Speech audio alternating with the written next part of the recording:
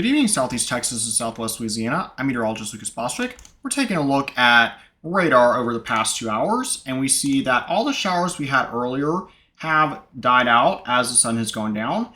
And so we don't expect to see any more activity overnight. So some good news if you're wanting to get out and walk around this evening, or you have anything you're doing outside. And as far as the radar and satellite over the past 3 hours, regional view, this is sponsored by Switch Electric, we see that we had a few showers around all across Southeast Texas and Southwest Louisiana for the most part, but those have all died out since as the sun has gone down.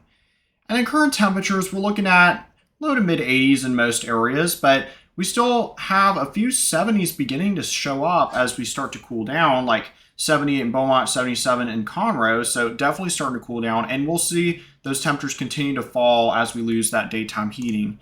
Current temperatures around the country, we're running in the mid 80s in many areas. 88 degrees still in St. Louis is very warm for this time of the year, so definitely still pretty warm out there as we are seeing.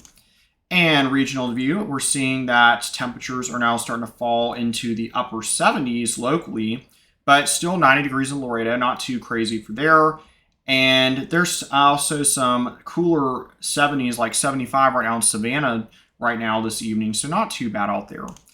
Futurecast, this is sponsored by Modern Concrete Materials. We see that we don't have anything really to talk about overnight, maybe an increase in clouds to expect, but as we get into the daytime, what we're going to notice is that we start to see some showers beginning to develop in the late morning to early afternoon hours. And then we get into the rest of the afternoon and we see a lot of scattered showers that are in the model projection. And so we think that there will be a pretty good chance, I say pretty good, about a 20% chance of rain for tomorrow, a little bit higher than for today.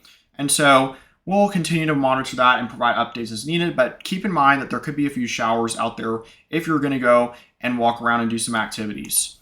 Now, as far as the outlook is concerned, we have over the next 7 days, one area, and this is in the tropics, for the system that had come off the coast of Africa, but it's just not a threat at all. It's likely going to go out to sea, and it will not be a threat to the Gulf. So some more good news there, and it's looking like at this point that we are really getting close to saying that it looks like we're going to get away from this entire season without a single storm in the Gulf, which is a wonderful thing, especially after so many years of having storm after storm impacting the Gulf Coast.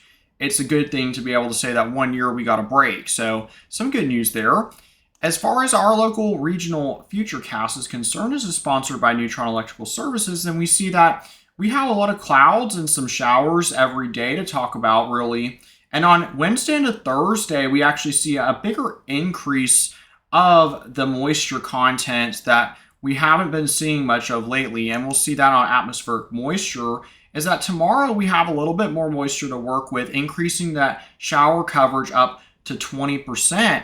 But as we get into Tuesday and see Wednesday, we have a bit more to work with. And possibly on Thursday, while this model isn't very excited about the moisture on Thursday, some other models that we've been looking at are indicating that it is going to be a bit higher moisture content for Thursday. And so we are thinking that Thursday will probably have a 30 to 40% coverage of showers and stars for a lot of the area.